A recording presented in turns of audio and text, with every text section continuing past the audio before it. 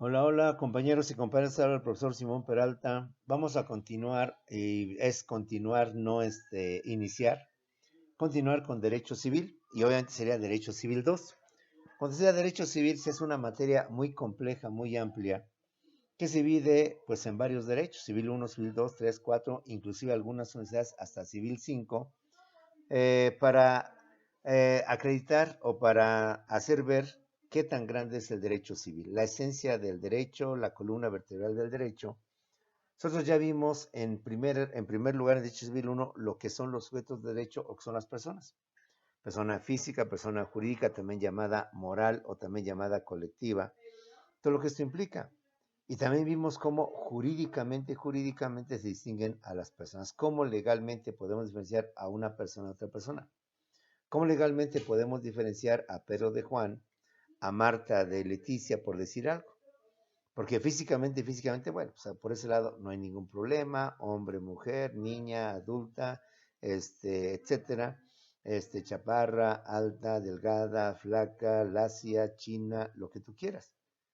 Pero jurídicamente, ¿cómo los diferenciamos? Pues ya sabemos ahora cómo se distingue una persona desde el punto de vista legal.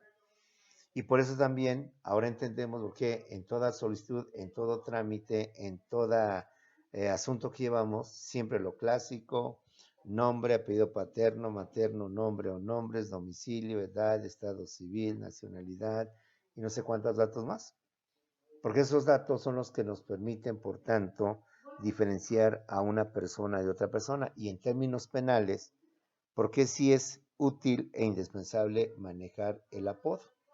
Como usted lo hemos visto en las noticias, detuvieron a fulano de tal, Ernesto N., apodado el H27, apoyado el Matracas, apodado el fulano de tal, porque también nos permite distinguirlos penalmente a estas personas y jurídicamente a estas personas.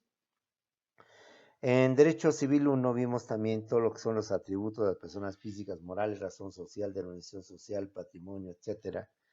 Es un tema muy importante en cuanto a la ausencia de las personas o el ausente, que hoy se complementa con el desaparecido, con el levantado y otras figuras que vienen a complementar, pero a diferenciar lo que es el ausente del no presente, del desaparecido y demás tipos de personas. Y lo que implica cuando de una persona no se sabe a ciencia cierta, no se sabe a ciencia cierta si está vivo o está muerto, porque no tienen datos de la persona, si realmente está viva, está muerta, es más, ninguna de las dos. Hay un desacierto completamente en el sentido de que pues no sabemos, o vive o no vive, está muerto o no está muerto, no lo sabemos a presión. Bueno, y vimos también algunos temas, algunos conceptos de derecho familiar, parentesco, filiación, que no es lo mismo, una cosa es parentesco, otra es filiación, lo que es el matrimonio, los requisitos, los impedimentos a grandes rasgos, y también vimos pues que todo depende de la normatividad del estado donde nos encontramos, de la entidad federativa donde nos encontremos. Porque recordemos que el derecho civil es competencia del Congreso de cada uno de los estados. Entonces, cada estado con sus costumbres, sus tradiciones, a su forma, pues tiene disposiciones en particular. En términos generales es lo mismo, pero que puede variar de un lugar a otro lugar. El ejemplo lo hemos puesto en la cuestión del aborto. De hecho, que el aborto esté legalizado, solo 3 estados, entidades federativas, han legalizado el aborto. De ahí en fuera, los demás estados sigue siendo un delito, sigue cometiéndose, por tanto, como una situación de carácter penal. Pero conforme a la normatividad y de acuerdo a los parámetros que marcan, 3 estados son los que ya tienen autorizado el aborto.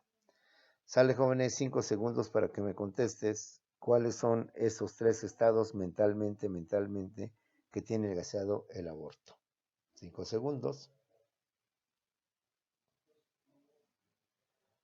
Bueno, si usted me contestó Oaxaca, la Ciudad de México e Hidalgo, contestó bien. Y si no, jóvenes, y si no fue uno, o fueron dos, o de plano ninguno, pues compañero, esto te lo hago no con la intención de ofenderte, no con la intención de humillarte, sino con la intención de que ya lo que vamos aprendiendo se nos va a ir quedando grabado. Lo que vamos viendo ya lo tenemos que tener memorizado en los cerebros, no de manera mecánica, sino de manera dinámica, como ahorita. De repente contesté, y en la clase anterior de teoría del proceso, te contesté cómo está integrado el Poder Judicial Federal. Es porque ya ahorita, desde ya, no desde cuando empieza a litigar. Pues tenemos este error.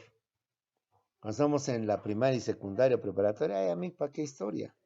Si yo voy a ser abogado, voy a ser doctor, a mí qué me importa saber las fechas. Bueno, pues ya te está haciendo ver lo importante que es esto. Dos, ahora que estás en prepa, muchos dicen, pues ¿para qué? Ahora que entre a la licenciatura, voy a estudiar y voy a aprender todo. Bueno, ya estás en la licenciatura, ya tienes que estar en tu carrera, sobre tu profesión, la que decimos coloquialmente nos va a dar para los frijoles. Entonces empieza ya a mentalizar, a tener en tu mente estas nuevas palabras, este nuevo vocabulario, este nuevo léxico, y no solo el concepto, no solamente la palabra, sino también lo que significa, lo que representa, y manejarlo ya como una forma como lo vimos: derecho objetivo, derecho subjetivo, derecho adjetivo, derecho sustantivo. Ya tienes que tener bien claro qué es un derecho sustantivo, qué es un derecho objetivo, un derecho subjetivo. Y no tener que, caray, ¿qué es esto? Me acuerdo que alguna vez lo vi. Me acuerdo que alguna vez me lo explicaron. Me acuerdo que una vez, creo que hasta hice un trabajo sobre esto. No, no se trata de me acuerdo. Se trata de, sí, de hecho, objetivo se acabó.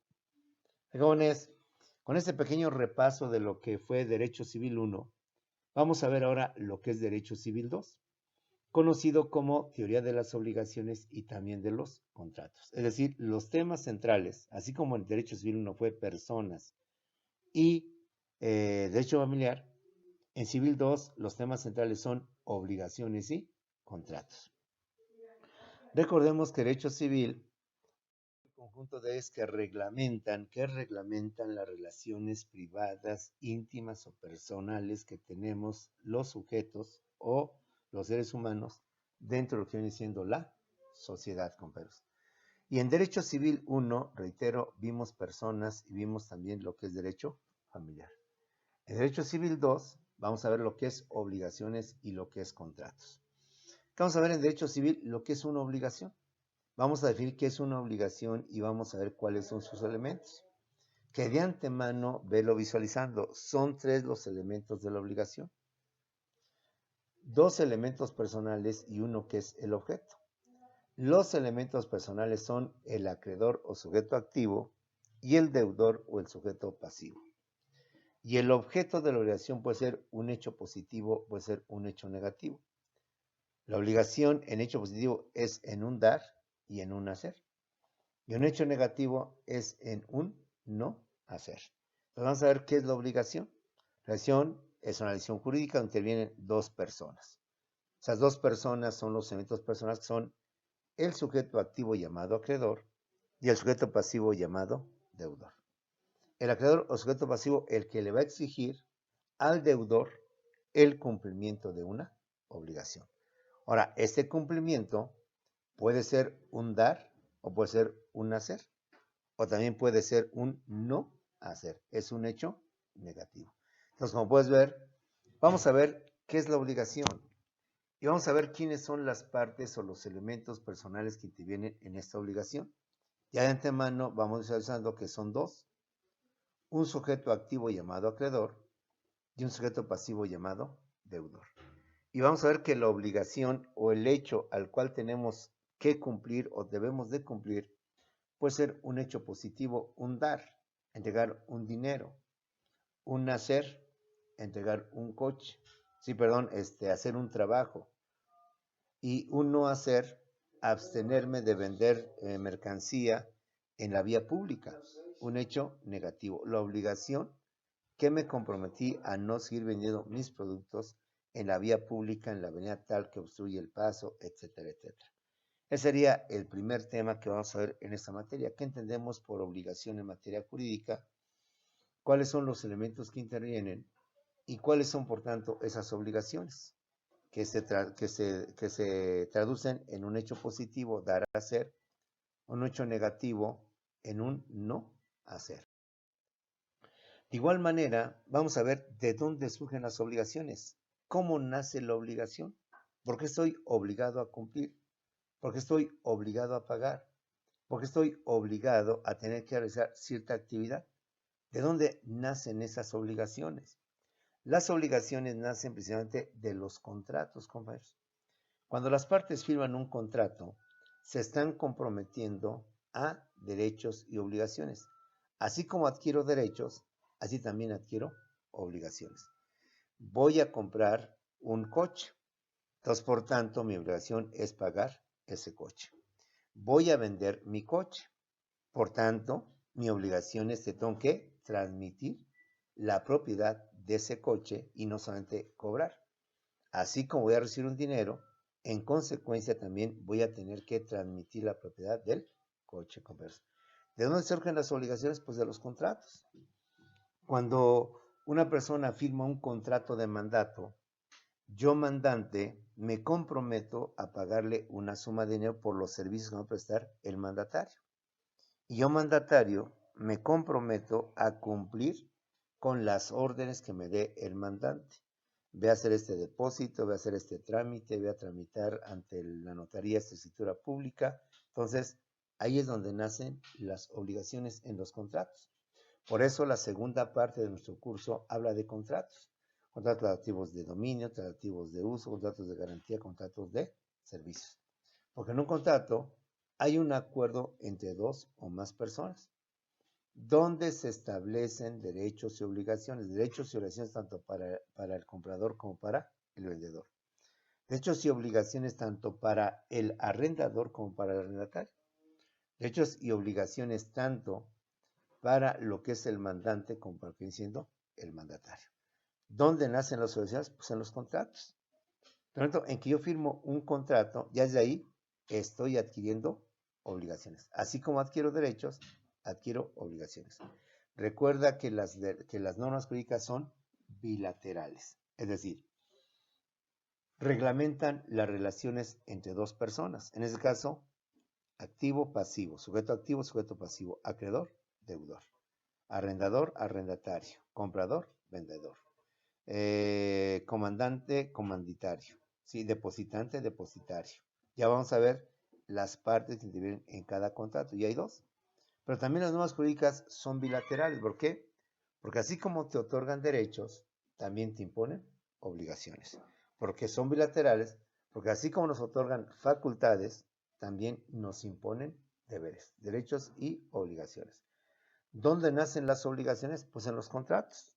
Pero no solamente es la única fuente, el único sitio o lugar donde nacen obligaciones. Las obligaciones también nacen con motivo de la declaración unilateral de voluntad. Cuando una sola persona por sí misma, se obliga. Aquí no hay dos personas, pues se llama declaración unilateral de voluntad. Una sola persona se obliga, se compromete a realizar o a llevar a cabo una obligación. ¿Cuáles son estas? Tú lo has visto. Cuando un centro comercial nos hace promociones, él se está comprometiendo a que si yo voy a obtener un descuento del 30, del 40, del 50%. Él solo, Aurrera Comercial Mexicana, unilateralmente, me está ofertando, se está comprometiendo a si compro uno me da dos, o si compro dos me da tres, o si compro uno, el segundo me lo da a mitad de precio. Entonces ahí nace la obligación. Cuando una persona nos hace una oferta unilateralmente, él solito, como decimos coloquialmente, se está poniendo la soga al cuello, porque él solito se está comprometiendo a mantener esa oferta, a darnos ese descuento, a darnos esa promoción. De igual manera, cuando nos ofrecen una recompensa, un premio, es típico lo que hemos visto, creo que todos en nuestra zona, recompensa, 1,000 pesos, 2,000 pesos, se me encuentra a mi perra Coqui, a mi perro el Bobby, a mi gatita fulana que se me extravió, que tiene una mancha, que tiene eso, que tiene aquello. Entonces, la persona unilateralmente se está comprometiendo, unilateralmente está adquiriendo una obligación. Entonces, ¿dónde nacen las obligaciones? Pues en los contratos. Cuando usted y yo firmamos un contrato, así que vamos a tener derechos, vas a tener obligaciones, pero yo también, así como voy a obtener derechos, ahora tengo obligaciones. Ejemplo, te compré tu casa, ya tengo el derecho a disponer libremente de hacer con ella lo que yo quiera, hacerla, convertirla en un comercio, a su vez rentarla, pintarla, lo que quiera, porque es mi derecho, ya es mi casa. Pero ahora tengo la obligación de pagar el predial, de pagar el agua, de pagar la luz y de pagar todos los servicios. Adquiero derechos, pero también adquiero obligaciones. ¿Cuándo más adquiero obligaciones? ¿Dónde más nacen las obligaciones? Cuando ofrezco unilateralmente, yo mismo me obligo a hacerte ofertas, a hacerte promociones, a hacerte descuentos. Yo mismo me obligo a darte una recompensa si encuentras mi gatito, encuentras mi teléfono, encuentras mi cartera, o bien inclusive ya en términos mayores, si alguien me informa sobre el paradero de un ser querido que tiene días que desapareció, o bien ofrezco una recompensa a quien detenga a tal delincuente, a tal extorsionador, a tal secuestrador o asesino o homicida, y ofrezco una recompensa pues de 1 millón, de 500,000 pesos, etcétera, y no solo a quien me lo presente, sino a quien me dé informes verídicos que me permitan localizarlo y por tanto encontrarlo o bien por tanto detenerlo. Como puedes ver, ahí nace una obligación, pero yo unilateralmente o una persona unilateralmente se está obligando. ¿Dónde más nacen las obligaciones? En la gestión de negocios. Usted ha ido a hablar mucho del gestor y usted como abogado puede ser gestor. Podemos ser apoderados legales, representantes legales, inclusive también gestores. ¿Cuál es la diferencia entre un apoderado, entre un representante legal y un gestor? Muchas veces, cuando yo asumo la responsabilidad de ser gestor a nombre de otra persona, en ese momento nacen mis obligaciones y me comprometo a cumplir, a realizar ciertos deberes o ciertas obligaciones. Vamos a ver, por tanto, qué es la gestión de negocios y qué es un gestor. Porque usted muchas veces puede actuar como gestor, pero entre representante legal, apoderado legal, abogado legal y gestor legal hay una enorme diferencia. Entonces vamos a ver qué es un gestor de negocios y que por tanto se diferencia del apoderado o del representante legal. ¿Dónde más nacen las obligaciones? Con motivo del enriquecimiento ilegítimo o enriquecimiento ilícito o sin causa. Muchas personas, como es el caso típico de los funcionarios públicos, tienden a enriquecerse inexplicablemente, ilícitamente, ilegalmente. ¿Por qué? Porque de acuerdo con lo que tú percibías mensual, semanalmente o quincenalmente de tu sueldo y todo lo que obtenías con otros trabajos, no es equiparable o no tiene relación con la casa, con la residencia, con los coches que adquiriste, porque entre lo que recibiste y lo que gastó con motivo de esas adquisiciones, pues no corresponde, no hay relación. Es mucho el dinero y de dónde sacas ese dinero si no corresponde a tus ingresos que están debidamente acreditados y comprobados. Que sí que has obtenido un enriquecimiento ilegítimo. En consecuencia, ahí también nacen las obligaciones. Los debes tener que acreditar, demostrar y comprobar la razón o el motivo donde se obtuvo ese dinero para poder adquirir esas viviendas que con tu solo sueldo o salario era imposible de adquirir. Así lo sumemos durante 1 año, 2 años, resulta que no se puede. ¿De dónde surgen las obligaciones? Pues de los delitos o de los hechos ilícitos. Cuando cometemos un delito, llevamos a cabo un ilícito, obviamente ahí surgen obligaciones, surgen por tanto deberes. Como puedes ver por consecuencia y por tanto, jóvenes, vamos a ver de dónde surgen las obligaciones, presentando este tipo de conceptos: contratos, gestión unilateral de voluntad, ofrecimiento de recompensa, ofertas, promociones, gestión de negocios, enriquecimiento ilegítimo o sin causa, delitos o hechos ilícitos.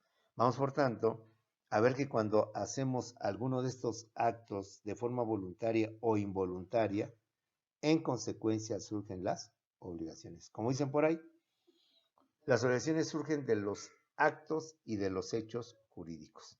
Ya en su momento veremos qué es un hecho jurídico, qué es un acto jurídico, en qué se diferencian los hechos jurídicos de los actos jurídicos, y para efectos legales, los más importantes son obviamente los actos jurídicos, que no podemos soslayar a los hechos jurídicos, pero quienes revisen mayor importancia, mayor relevancia, son justamente los actos jurídicos. Bueno, una vez que hemos visto y que hemos estudiado qué es el concepto de obligación y que desde ahorita estamos viendo que que intervienen dos partes, sujeto activo o acreedor, sujeto pasivo o deudor, y que la obligación o el objeto de esa obligación es un dar, un hacer y un no hacer, un hecho, dos hechos positivos y un hecho negativo. Y una vez que vimos de dónde surgen las obligaciones o cómo nacen las obligaciones o cómo usted y yo vamos a adquirir obligaciones, compromisos que debemos de cumplir, que debemos de realizar, que debemos de llevar a cabo y de ejecutar, pasaríamos a un tercer tema, que son la transmisión de las obligaciones. Podemos transmitir nuestras obligaciones. Yo, deudor, obligado a cumplir, puedo transmitir mis obligaciones para que otra persona, en consecuencia, asuma mis obligaciones o mis compromisos. Lo vimos, por ejemplo, con el fiador, cuando hablamos un poquito de estos temas. Yo soy el obligado, el arrendatario, soy el obligado a pagar la renta. Soy la persona que debe pagar la renta, que soy la persona que estoy viviendo dentro de esa vivienda que me dieron en arrendamiento. Pero el arrendador, nada tonto, puede ser que en un momento determinado el arrendatario no me pague por razones X. Entonces yo me prevengo y le pido a mi arrendatario que me nombre a un fiador, a una tercera persona, para que en caso de que yo no pueda pagar, esa tercera persona, por tanto, pague por mí. En caso de que yo, principal obligado, no lo pueda hacer, entonces un segundo obligado, un tercero, un cuarto, un quinto obligado, un primero, un segundo, un tercero, un cuarto fiador, entonces paguen en mi nombre. Entonces vamos a ver cómo se transmiten las obligaciones. Y hay tres figuras que llevan a cabo esta transmisión de obligaciones. La cesión de derechos, la ascensión de deudas o también llamada ascensión de deudas, como algunos autores le llaman, y la subrogación. Tres figuras jurídicas o instituciones jurídicas que vamos a ver en qué consiste esta transmisión de obligaciones. La cesión de derechos, la cesión de deudas o asunción de deudas y lo que viene siendo la famosa subrogación como una forma para poder transmitir nuestros compromisos, nuestros deberes, nuestras obligaciones, pero a través de segundas, de terceras personas, ya no directamente o de forma personal o como principal obligado. Tema fundamental dentro de esta materia es también la extinción de las obligaciones. Recordemos que las obligaciones no son eternas, no son por siglos de los siglos. Y de alguna manera las obligaciones deben de extinguirse, deben de acabarse, deben de, por tanto, de terminarse. La forma más clásica, tradicional o más común de extinguir una obligación es cumpliéndolas a través del pago. El pago es la forma más clara, más clásica, más típica o por excelencia para poder extinguir una obligación. Si debo pago, se extinguió, se acabó la obligación. Ya no hay más obligación, ya no hay más deber que cumplir. Pero no es la única forma. Vamos a ver usted y yo que legalmente hay otras formas. ¿Cómo podemos también extinguir la obligación? ¿Cómo podemos acabar con la obligación y no necesariamente a través del pago? Reitero, que si bien el pago es la principal forma o la forma que por excelencia se extinguen las obligaciones legalmente, hay otras formas, otras maneras de cómo podemos extinguir una obligación. Aparte del pago, puede ser el ofrecimiento de pago o la famosa consignación del pago, que es muy típico o muy clásico en los arrendamientos, que cuando el arrendador, con el pretexto de desalojarnos o que usted quiera, no nos quiere exhibir la renta o no va a cobrar la renta, entonces lo hace a veces maliciosamente, de mala fe, con la intención de demostrar que llevamos ya 3, 4, 5 años de pagar la renta. Y como hay fácil forma porque no me ha acreditado, no tengo los recibos de renta respectivos, los pagos de renta, entonces ¿cómo acredito que el arrendador intencionalmente o de mala fe no quiera cobrar la renta para que yo llegue en lo que es el incumplimiento? Entonces yo consigno ante un juez el pago de la renta para que se lo notifique al arrendador que su renta, ahí está. Pero legalmente y ante autoridad como testigo de que la renta la estoy pagando, pero que el arrendador no la quiere cobrar o no se ha presentado. Y pues si a efectos a futuro me demanda por no haber pagado la renta, pues no. Yo desde el mes de febrero te consigné tu renta y está consignada ante el juez tercero, cuarto, quinto de lo civil, en donde ahí está tu famoso depósito de renta para que puedas cobrarlo. ¿Sale? Está también la compensación. Vamos a ver qué es la compensación o la confusión de derechos, aunque también se puede bajar como la confusión de deuda. Pues es que en un momento determinado, por algunos asuntos que mutuamente realizan el acreedor y el deudor, en un momento determinado, pues, ¿sabes qué? No, pues que ya no te debo nada, no, pues que ya estamos igual, creo que debemos tablas. Entonces puede haber una confusión de derechos, una confusión de deuda, con motivo de los diversos trámites que mutuamente realizan las partes y que al final, no, pues que ya no me debes nada, no, pues creo que sí me debes. No sé, creo que con lo que lo que el servicio que viste la semana pasada, o con lo que me trae la semana pasada, creo que lo que te debía, pues yo creo que quedó saldado, porque no tiene caso que te pague y luego tú me pagues y al final viene siendo lo mismo. En fin, vamos a ver qué es una compensación, qué es una confusión de derechos, una confusión de deuda, como medio o como forma de poder extinguir las obligaciones y no solamente el pago. Pero por si fuera poco, aún hay más. También está la remisión de deuda o lo que viene siendo el perdón de la deuda, para que en todo caso también se puedan extinguir las obligaciones.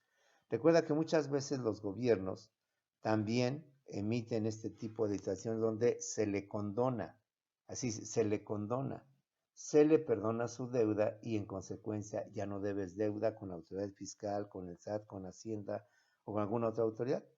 Pero vamos a ver en qué consiste la remisión de deuda o el perdón de la deuda, como algunos autores le llaman, como otra forma más de extinguir las obligaciones. A nivel internacional, muchas veces también los organismos internacionales como son el Fondo Monetario Internacional, el Banco Mundial, el Banco Interamericano de Desarrollo, con los países deudores, o todos los subdesarrollados, que deben dinero a un organismo internacional financiero, le condonan. Si bien a veces no la totalidad de la deuda, ya una parte de la deuda. Entonces, esto también suele suceder en las personas físicas, que llegan a condonar, a perdonar parte de la deuda o en casos inclusive increíbles el total de la deuda. Entonces vamos a ver también la condonación de la deuda, el perdón de la deuda, cómo se da o créditos se tienen que satisfacer para que proceda como extinción de las obligaciones. Tenemos también la novación, es decir, una deuda nueva que puede absorber a la anterior, una deuda por parte del acreedor y no parte del deudor que puede, por tanto, establecerse. Entonces vamos a ver qué es una novación. Vamos a apreciar estos conceptos y entender estos conceptos para que también sepamos manejar cómo resolver nuestros conflictos en caso de que tengan una obligación. Mejor puede darse este tipo de figuras que nos permitan extinguir las obligaciones y no necesariamente y no únicamente a través de lo que viene siendo el pago. Entonces veremos qué es la novación y en qué consiste la famosa novación con una forma de extinción de las obligaciones. Pero desde ahorita ve visualizando que para cumplir o extinguir una obligación no necesariamente es con el pago, sino que hay otras formas, otras maneras que de presentarse o de poderse llevar a cabo podemos extinguir la deuda de nuestros clientes sin ningún problema, bien sea por la consignación, por la compensación, por la confusión de derechos o de deuda, por la remisión de deuda o perdón, la llamada condonación, o bien por la novación. Y otra más es la llamada prescripción negativa o liberatoria, que algunos autores le dicen que también es la caducidad, aunque algunos autores establecen que entre caducidad y prescripción negativa hay diferencias. Bueno, pues ahorita vemos de esta manera. Prescripción negativa o liberatoria. ¿Qué significa esto? Que como decía al principio, las deudas no pueden ser eternas. no pueden permanecer por siglos de los siglos, sino que por el transcurso del tiempo, por el transcurso del tiempo que se ha llevado a cabo, se extingue la deuda, así simplemente, compañeros. Pues se llama prescripción negativa o liberatoria. Imagínate, tú y yo nos conocemos en el 2021 y por X razones, sea usted o sea yo, nos prestamos dinero. Después de 10 años, de 15 años, de 20 años, nos vamos a encontrar. Oiga, maestro, oiga, alumno, ¿te acuerdas que en el 2021, hace 20 años, te presté este dinero? Pues sí, pues quiero que me lo pague o me lo pagas. Pues sí, pero hace 20 años, o sea, ya se extinguió su deuda, ya prescribió su deuda, ya no tengo el derecho de pagarle esa deuda porque ya prescribió, sea prescripción negativa o liberatoria o la caducidad. Las deudas no son eternas. Las deudas no pueden permanecer por 10, 20, 30, 40, 50, 80 años. Oiga, ¿se acuerda que hace 20 años le presté un dinero? Oiga, ¿se acuerda que cuando éramos jóvenes, cuando teníamos 20 años o 30 años, hoy ya somos ochentones, ya tenemos 80, le presté a usted 40,000 pesos? Pues sí, pero ya prescribió, ya caducó, ya se venció.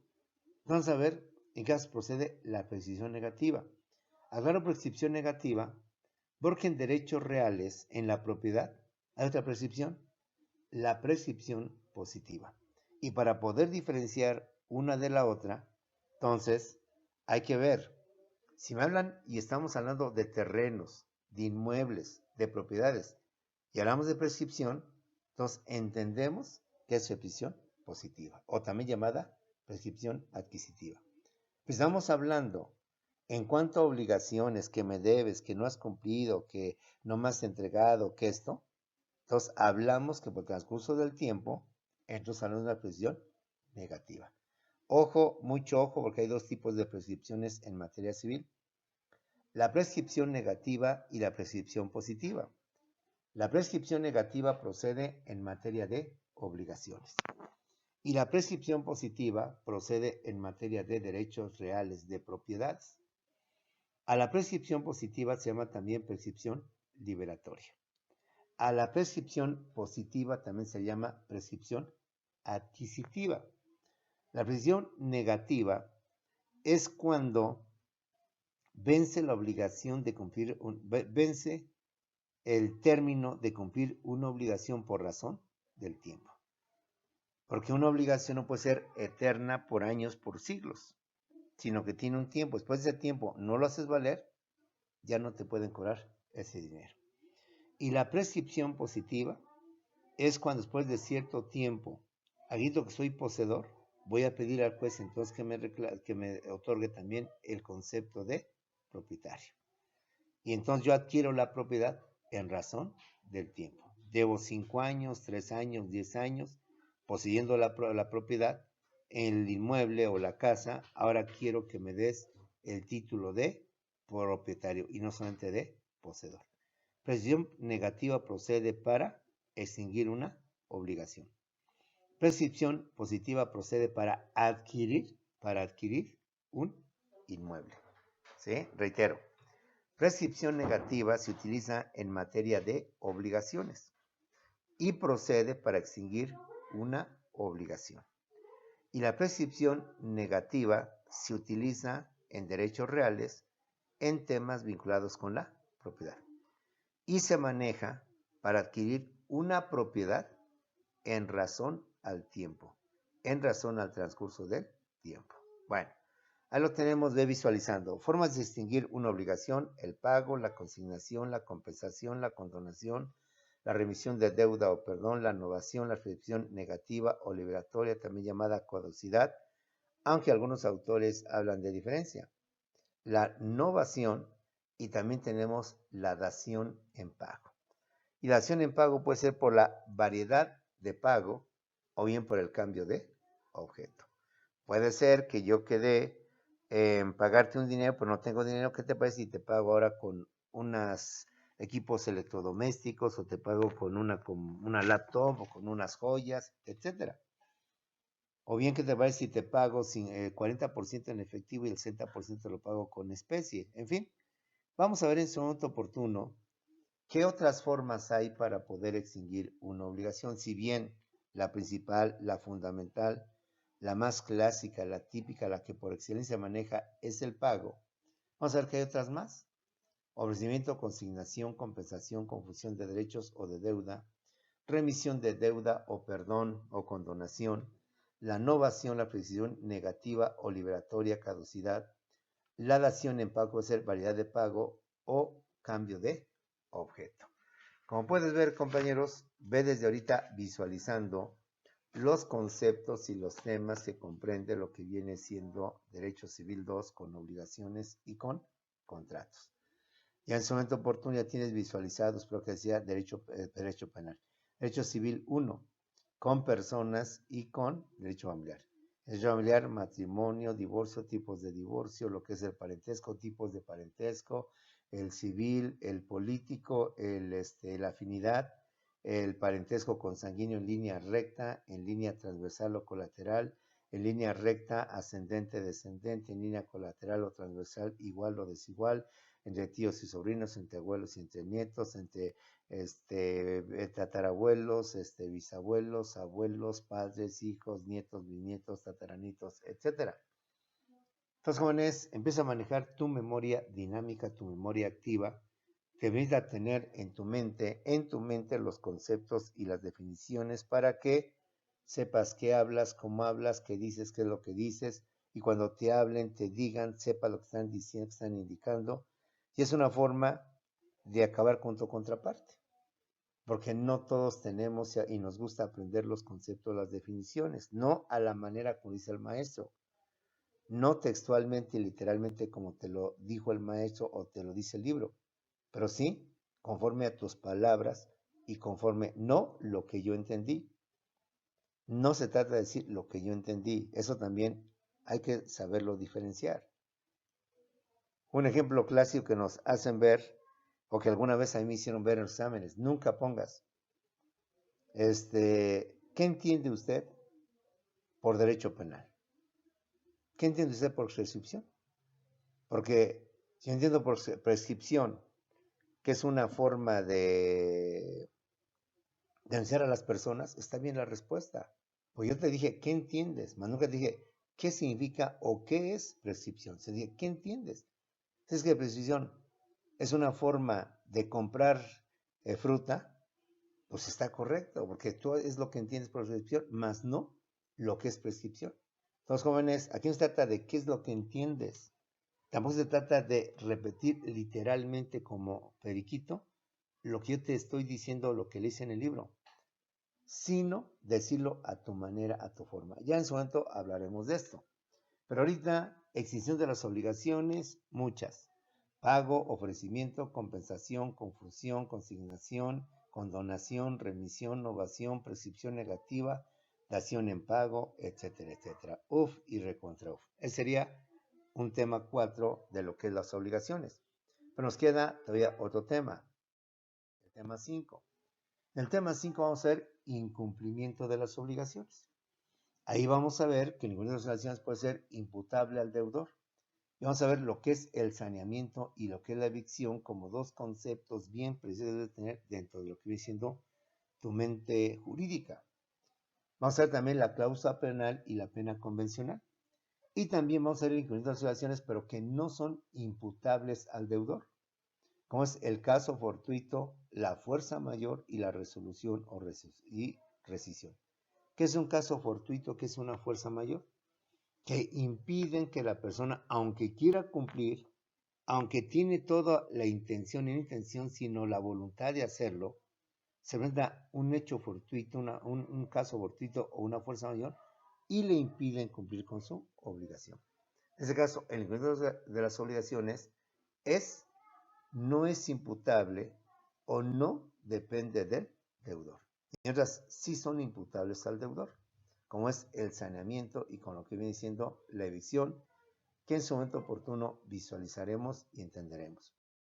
Un sexto tema es un último tema, y la segunda parte de nuestro curso es lo que viene siendo ni más ni menos que los contratos, sus tipos o su clasificación. ya en su momento oportuno, y espero que en otro derecho civil veas los elementos del contrato, que nosotros en derecho romano ya los adelantamos. Los elementos de existencia, los elementos de validez, lo que provoca la falta de estos elementos de existencia, ¿cuáles son? A ver, mentalízalos, ¿cuáles son, compañeros? Los mismos en derecho romano. Te doy 10 segundos para que los analices, a ver cuáles son esos elementos, los tengas presentes en tu mente. Dos elementos de existencia, elementos de validez. ¿Cuáles son unos y cuáles son otros? Elementos de existencia, acuérdate, consentimiento, objeto y para algunos y para algunos para todos, la solemnidad. Elementos de validez, acuérdate, está la licitud, licitud con L, licitud, la capacidad, la forma y la ausencia de vicio de conocimiento, que son el error, el dolo, la violencia y lo que es la lesión. Vamos a ver aquí, independientemente de esto, porque esto se lo dejo acto jurídico, hecho jurídico, ¿cuáles son los tipos de contratos? Que son muchos y para efectos prácticos y éticos se dividen en 4. Contratos relativos de dominio, compraventa, permuta, mutuo y lo que viene siendo la donación. A ver, compraventa, donación, mutuo y lo que viene siendo la permuta y la permuta. Contratos relativos de uso son solamente 2. El arrendamiento y el comodato. Los contratos de garantía son solamente 3, que son la fianza, la prenda y la hipoteca. Los contratos de servicios, que son el contrato de prestación de servicios profesionales, el contrato de mandato, el contrato de depósito, entre los principales, ¿sí? Entonces, ahí vamos a usar qué son los tratativos de dominio, qué son los tratativos de uso, qué son los de garantía, qué son los de servicios, y también veremos qué es compraventa, qué es permuta, qué es mutuo o préstamo y qué es la donación. El tratativo de uso, ahí veremos qué es el arrendamiento, qué es el comodato, nos plantea qué es fianza, qué es prenda, qué es hipoteca y que ya también visualizamos. Prenda cuando tengo un bien mueble como garantía. Hipoteca cuando tengo un bien inmueble como garantía.